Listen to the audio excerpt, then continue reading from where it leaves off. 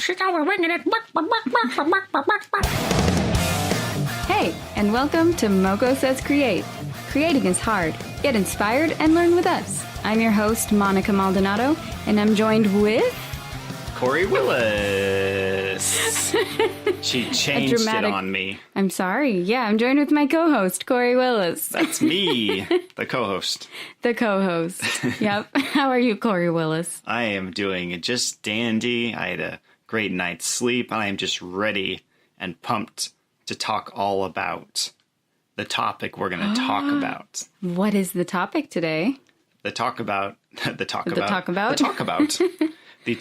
is how to talk about your craft. Yes. Now, let me set the scene. Okay. You're at a party, a friend's party, hanging out. Someone walks up and like, oh, what do you do? Oh, I'm a painter or I'm a writer. Like, oh, really? What are you working on? Dun, dun, dun. That's the worst question you can hear. Yeah. And you know it's coming, but it's like, oh no. Yeah, I know. That's so true. It's it sounds so basic. Yeah. But let's say you're a carpenter or you're an IT guy. Yeah. If people ask you what you do, you say you do IT, they're like, oh, cool. Do you like it? Yeah. They don't ask you like, oh, what do you do there? Yeah. What are you working on your IT What do you do? job? Oh, I'm a teacher. Oh, nice. Yeah, like what age they don't or really, something. Yeah, to be more specific, That's but they about know it. what a teacher And does. then I'm writing a novel. What kind of novel? Oh, fantasy. Oh, what's the story about? What's about this? Oh, okay, what's this? Like, it leads to like this never-ending thing where they want to know your entire book. You're right. And it's like the worst. Yeah. The worst thing possible. Yeah. And so we're going to give you... Go ahead. Sorry, it can be an intimidating question sometimes because you want to tell people about it, but then it's like, wait, how do I explain it to them in a way that they'll understand? Right, and not only that, like, you might be in a phase where you just finished up a project and you're just in the early stages where you don't really know what it's about yet. Yeah. You're still working on it and, like, explaining that to someone who's not a writer. Yes. Because they don't really know the whole process necessarily. It's hard to, like, relay that without sounding like you're not actually working on anything, because then you'll be so vague that they'll be like, okay, that sounds interesting, okay. Sure, yeah. So we are going to give you tips on what you need to know to get there, to get to the place where you sound knowledgeable. Yeah, and confident in what you do. Without sounding like a jerk who's like overconfident, who's like, oh, you wouldn't understand. You wouldn't understand because you're not a writer. So like, you don't want to be a snob either. In a kind of like humble way, I guess. Right, exactly. Like not being so, what's it called? Like just full of yourself. Right, exactly. There's a balance between like seeming too meek and so unconfident that they think that you're just not really a writer, that you're faking it or something. Yeah. Or a painter or whatever. Or they just don't believe you or something. I get it. Exactly. Yeah. So the first thing you need to know is your audience. And that gets into, are they a painter? Yeah. So the people you're talking to, the people who asked you the question. Right. The person comes up to you at that party. Yeah. Or some other place. You're meeting with your family and, your Uncle Swirly. Uncle Swirly. I don't know where that came from. Me neither. Uncle Swirly comes up and he's like, hey, is he a painter? Is he a writer? Is he a carpenter? Like, you want to know, like, okay, are they going to understand? Right. Are they an artist in some form? Right, because it'll change the way you talk about it. Yes. It's not, you'll be kind of dumbing it down. But, not with, it's more just like explaining things to just in layman terms. You're not going to use industry lingo. Right. If you're talking to someone who's not in the industry. Right. So know who you're talking to, because if you do use all that lingo, their eyes will glaze over and they'll just think you're a jerk. Because you're like talking down to them and using all these fancy terms. Or if you like try to explain it to them, they might not really care. So it's like you're putting all this effort into explaining what it is, and they're just like, okay, yeah, sure, whatever. Yeah, sure. I just wanted to know like what you were up to. Like you don't lecture them in a sense. Right. So sometimes it's good to try to get some information from them first if you don't know them. Cool. Kind of try to get to know them a little more before you get down that road of telling them about your job or your hobby if it's a part-time thing. Yeah. Yeah, no, totally makes sense. And I think for the most part, most people are always interested, whether they're into art or not. They're always like, oh, that's really cool. Like, what do you paint? Or what do you write? So for the most part, I think there would be interest. But like you said, in order to expand from that point, you want to know the person, so you use the right lingo and so on. So yeah. Right. It all makes... Yeah, exactly. And then that leads into know your terms. Yes. So if you are a painter, you should know the terminology that painters use for different things, so you're not just making up stuff or just using the wrong thing. So if you are talking to someone more knowledgeable, you don't sound like an idiot. Yeah, no, exactly. I've had that experience, but I was in like middle or high school, so I was just starting to get into being an oil painter and like dabbling with it. So I didn't know all the terminology back then. And right. So one time, this one, like I think another person's mom was asking me, oh, cool, what medium do you use? And I'm like, what is a medium? I have no idea what she's asking me. It's like a seance or something? Yeah. I was like I just for a long time. And then I felt so dumb. And I was like, oh my gosh, I'm not a painter. Well, and I guess that's also like, don't be afraid to admit when you don't know something and ask what it is, because that's a learning opportunity. Yeah. Instead of just umming, be like, I'm not sure what do you mean by medium? Yeah. And then you learn what it is, and versus like just saying silent and feeling stupid. Yeah. Well, back then I was a silent child. I did not speak at all. So I would not have asked, not because, I was too scared to ask. Maybe I just didn't want to talk. I don't know. I was shy. She was a shy child. Yeah, but after I she's like, do you watercolor? Do you do this? I'm like, oh. Oh. Yeah. So, yes, definitely know at least the basic fundamentals. Right. If you're a writer, you should know what a query letter is, what a logline is, what the pitch is, like all of the baseline things you could talk about, especially if you're talking to someone more knowledgeable. And then, if you happen to rub shoulders with someone who maybe has connections in the industry, they're much more likely to talk to you if you know what you're talking about. Yeah. When they ask, oh, what's like the log line for your story? Yeah. And you're just like, what's a log line?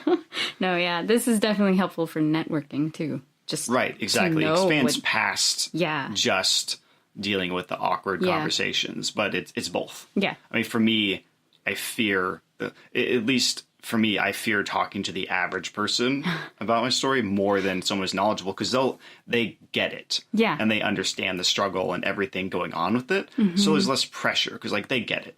Yeah. But someone who doesn't get it, who knows, they just, they read books, but they don't really dabble in or know anything about how you actually write a book and the whole process. So that's more daunting. Yeah. To me anyway. For sure. I agree with that. So the next part is know your responses. And this is more for the socially awkward people like me. Sometimes it's nice to have like a pre-built response. Oh, okay. It sounds cheesy, but like you should kind of know ahead of time. It's almost like preparing like for an interview. It's like, okay, if they ask me this, I'm going to say this. Yeah. Maybe not like verbatim, but like you want to have a general idea. Because when you're just spitballing, you're going to say something stupid. Yes. Like anytime that I've just had someone ask me about my novel and I like, never thought about how to talk about my novel to this random person. And I'm just like, it's a story with like things and it's sci-fi. Bye. I'm going to go over here in the corner. Yep. It happens to the best of us. Yeah. So kind of having a good solid answer that you can go to at almost any question, whether it's what are you working on? What do you do? Yeah. Mm-hmm. And that also goes back to the logline thing too. Like you could just memorize your logline. Yeah. And just use that. Yeah. As your like mini pitch for people. Yeah, exactly. Yeah, I think that is a really good point. I've without even thinking, like I just like without even planning it, I finally have that like line to use every single time. And sometimes it can get so tiring to just say, because I'm like, okay, especially if you're at a party, like the example you used earlier. The same thing. Oh my gosh. But at least you're solid. You have that solid answer for wherever you go, even though it becomes tedious, like sometimes if you're at a party. But you don't want to look dumb, I guess. Yeah.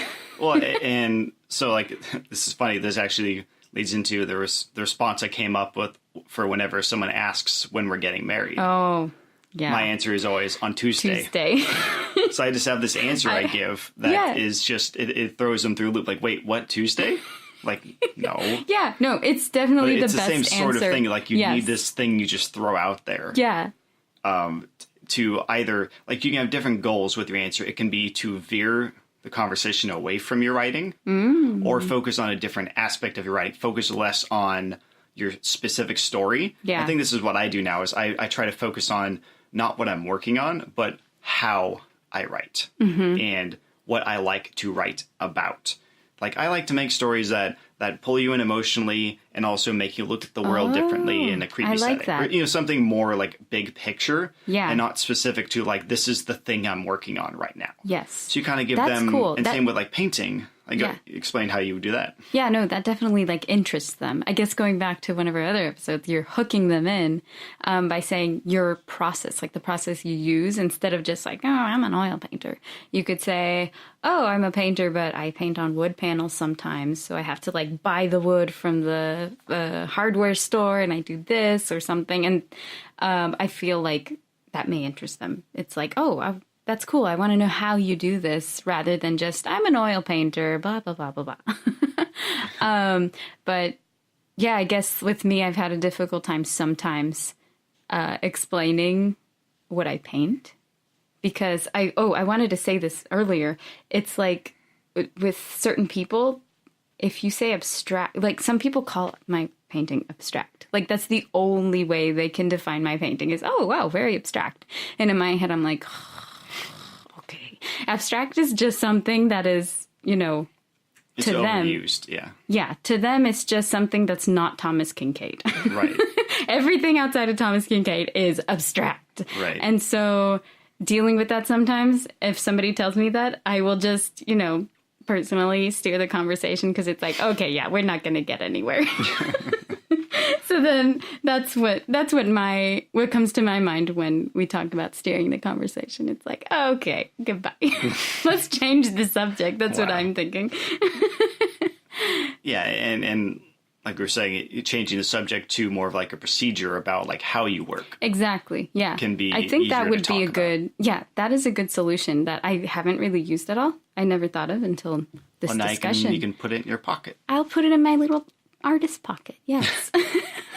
But I think that will be at least more helpful to that person who is asking or calling my art abstract. It's like, oh, so here's what I do. Here's my method. I find reference. I do this. I do that. Yeah. Nice. So another tip for, at least for writers, is you can sort of decide or figure out which of like the 7 basic storylines your story falls into, and just talk about that. So like the quest, voyage and return, comedy, tragedy, rebirth, you kind of figure out what is your overall story type. You're like, oh, it's this, and just kind of give the broad, like this genre, this broad story is another way you can do it without getting into specifics of your story, especially if you've not worked them out yet. But you might know enough to know, okay, it's this type of story. Yeah. And that can kind of help steer the conversation as well. Yeah, no, for sure. And that, we kind of talked about it a little bit, but how to steer the conversation. Yeah. So that way you're not getting into like the nitty gritty of your story and things that like you may not necessarily want people to know yet. Yeah, you don't really need to it, get there. You don't need to say that. Just kind of say the what's it called? Like the main points, I guess. I'm not a writer. Exactly. And then like I feel like sometimes people want to still like you can naturally tell people like, oh, I draw robots and cats or something. It's like it doesn't really tell people what your art is. That tells them that like, oh, I do colorful things with animals. It's like, well, except when you do skies, you don't. Yeah, and that's something I need to practice personally because people ask me what I paint and I'll say those things. I'm like, robots? And then I'm like, oh man, how do I explain what I paint? It just sounds more silly like that. Whereas if you can talk about the way you create. Yeah. And I think at least for artists, it's kind of maybe easier, I guess, depending on the situation. We can just grab our phone if somebody's really interested and just actually show them the art. Because for some people, it's hard to understand what I'm explaining. Like, oh, it's kind of in the fisheye or whatever perspective I'm using. And people are like, what's 3-point perspective? What's that? So yeah, it's for me, I wish I could just whoop out my phone and say, hey, this is what I do. Well, at least you do have that option. Yes. Whereas like with a story, you're not going to be like, here, let me pull up an excerpt on my phone and let you read the first chapter. Like, yeah, that's what I was saying. We kind of have a little bit of a benefit there. Yeah. But still, I want to be able to verbally express what my painting is about, what I paint. And that's something I have a hard time with. And now that we're talking about this, it's like, no, I really do need to know how to tell somebody this, because I'm not always going to be in a situation where the person is going to see my art. And I need to be professional about it and actually explain with my words. With your words. Not my pictures. Yeah. And this will kind of lead into a topic we'll have another day about how to cultivate your online presence. Yeah. And that's a way you can sort of end the conversation about your art as well. Yeah. You kind of give a broad picture, and then you're like, oh, you can check out my website. Yeah, check me out here. Keyoforange.com. You can check out my art. Yeah. So that's a good way to sort of end that temporarily to move on to something else. Yes. Yeah. It's definitely a good topic that I know we'll have to discuss. Yeah. But it helps having that as an ending to the conversation, like you said, for sure. And the last part is knowing how to sell yourself. Yeah. And this kind of ties a lot of the previous things together. Mm-hmm. So it is a big part of it is being confident without being arrogant. Yeah. I think that's the ultimate goal. Yeah. Is having confidence. It's a hard balance because like sometimes confidence can come off as arrogance. Yeah. So it's like hard to know. Like I feel like you should just be proud of what you do and not proud like that you're better than someone else. Yeah. I think that's the difference. It's like it's not that you're better than the person you're talking to. It's you're just like proud of what you've achieved. Like when you see your stuff, you smile because like you were very proud of it. Like I think that is more of like a genuine like pride in what you do versus like pride in being better than other people. Yeah. And I feel like that is the key to that presence. Yes. To make people like, oh, maybe I'll check out your stuff. Whereas like if you're just this like snotty brat and you're like, oh, I'm an artist, you wouldn't understand. Like you lowly people, then they're probably not gonna check you out. Right. And I think the sell yourself is the perfect term for this because I find that, maybe not most, but almost most people won't really appreciate it as much, like especially if it's something you do full time. Like if this is your only vocation, it's like so important to sell yourself. At least I personally believe this because most people won't see it as like, oh, wow, what? You can make a living doing this? It's like, yeah, and this is what I do. And sometimes you can just kind of teach them or show them like how you make a living. I guess that would be good with the knowing your response. Yeah, knowing your response. No. The how to steer your conversation. Talking about how you create, I think that can go underneath it. Like just telling them, yeah, this is how I make a living. This is it. And like you said, it's so hard to not sound like you're full of yourself. But especially if you want to, what's the word? Not like prove to that person, but at least show that person that this is an important job. Like, it's not just a hobby. Like, show them why it's not just a hobby. Right. It's your job, not just a thing you're doing on the side for fun. Yeah. And I think if they see that you're serious about it and you know what you're talking about, then they'll actually see like, wow, they make a living off this. And if they don't, whatever. But at least, like, you show that you have passion with it. It's not that you are making a living. It's that you are at least trying to make a living. Because, even so. As most artists take a long time to actually make money. Yes. But the point is that you're putting in the man hours and you're taking it seriously. Yeah. And then if you take it seriously, then other people will take you seriously. Exactly. Whereas if you treat it like a hobby, then it's only going to be a hobby. It's just something little on the side. Yeah. And I've definitely had conversations like that, either myself speaking it in that kind of way or talking to another artist friend. They're just like, I just do it like as a hobby. I paint like once a week or whatever. Right. Then I'll see it like, oh, okay, it's not as important. Not important, but it's not as like Like their job. Yeah. They're not trying to like pursue anything huge with it. They just do it as, oh, I do it on the side. And if somebody wants a painting, I'll do this. And it's like, oh, you seem really chill about it. Whereas like with other people, it's like, no, I have prints. I have this and I sell this and I do this. It's like, whoa, this is like your life.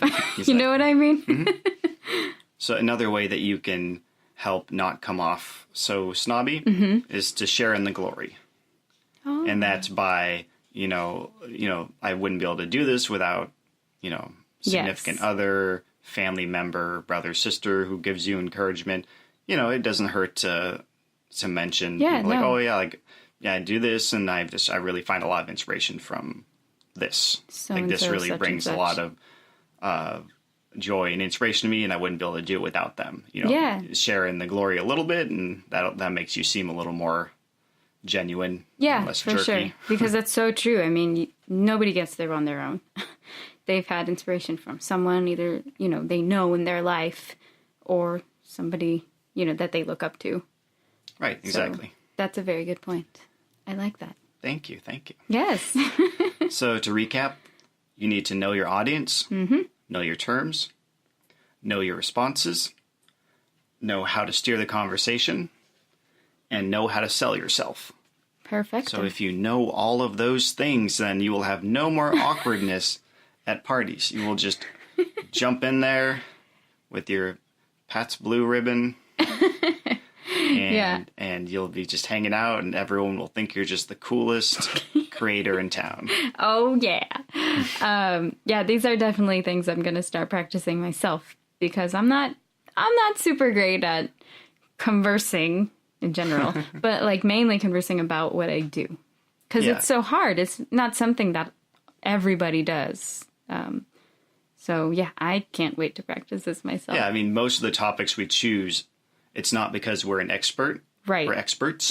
It's that we want to work on this. So we study it, read up on it and think about it. Yeah. And then we share it with everyone else. Yes. And then share our experiences too. We don't have a PhD in creating. A PhD in horribleness. Yeah. No, I agree. We just like to share what we learn. Yeah. That's kind of in our slogan, right? Yeah. Get inspired and learn with us. That's right. You're learning along with us. Learning along with us. So now's when we share what we've been working on this week and what has inspired us. Oh. So I'll start. This past week, I've been working on just finalizing my website. What's it called? KeyOfOrange.com. Shout out to KeyOfOrange.com. So who was it that does that? They shout out to themselves every single time. Most podcasts do that. Oh, well, yeah, no, but I mean, he does it in a way where he's being a clown, but whatever. Anyway, KeyOfOrange.com, and it's finally up, and Corey and I have been working on that, so it's been so much fun doing it, and I'm trying to build my shop so that it's easier for people to buy any prints or canvas paintings that I'm working on. Or even a backpack. We're working on that. Yeah. So that's been kind of my focus, and I'm just glad that it's officially up and running the way I've been wanting to, because we've been working on it for a year, I feel like. Yeah, well, we had it up for a year, but then we kind of left it dormant for a while. Yeah, because it was revitalized. It wasn't what I wanted exactly, and it was kind of hard for me to maneuver, but this is so much easier, and I'm finally understanding, thanks to Curry Wallace. That's me. Yes, the IT man. And then still working on my journal paintings, and that's about it. Wow. Yeah. So I've been working on Enter Oblivious, my radio drama. Yes. So actually we're working on the scheduling today to figure out when we'll launch it. Yeah. We want to make sure we have enough episodes ready before we launch it, so that way that it comes out on a consistent schedule. We don't want any gaps in the scheduling, so we're just working out some of those details, but we'll let you know here when it's out, and it's gonna be fun. It's gonna be fun. Be very dramatic. It'll be fun. Hopefully they'll have fun listening just as much as we had fun making it. Yeah. So what inspired you this week? Well, I guess not this week necessarily, but just in general, it's been an inspiration always for me. And that would be, okay, I always don't know the correct way to say this. Studio Ghibli? Studio Ghibli? I've heard it both ways. Yeah. I don't know what the official... I don't know if, like, maybe in Japanese it's Ghibli, like Ghibli. But then, you know, we Americans just say Ghibli because that's it's the way it looks. I have no idea. Yeah, so either way, just the Hayao Miyazaki kind of films. The story about it and just the visual aestheticness, you know, of the art. Aestheticness. It's always been an inspiration to me ever since I was very little. And I feel like it still inspires some of my work, like especially in the journal paintings, like the sky or any kind of concept art from those films. So yeah, if you haven't seen any of those Studio Ghibli films, I don't know what you're doing with your life. Like, you need to see at least one. I mean, they're so good, especially if you're a creator. Most creators I've spoken to, they all know. Yeah, everyone knows. Yeah, but if you don't, what's wrong with you? Yeah, what's wrong with you? Go and rent Spirited Away. Oh, Spirited Away. Yeah, so that's kind of mainly been my, I guess, the inspiration I want to talk about for me this week. And I want to go watch Spirited Away now. Aww. It's so good. And what inspired me this week was Monica's dedication to her art. Aww. She was working hard, and then she was in here every time after work, working on her little journal paintings, and she always got them done and still kept up with her art, even when she was waking up at like 4 a.m. to go to work. She still did it. You gotta do it. It was very inspiring. I was like, well, thank I you. better get off my butt and get to work because she's working hard, so I've got to do it too. Thank you. That's so sweet. I love that. All right, if you have any feedback, you can send it to feedback@mokosayscreate.com. Yeah. You can check out our website at mokosayscreate.com. Shout out to mokosayscreate.com. Yeah. Shout out to us. Shout out to us. And if you want to leave us a review on iTunes, that would be awesome. Yeah. Or if you just want to subscribe on your favorite platform so you always get the new episodes. Exactly. That's a great way to do it, too.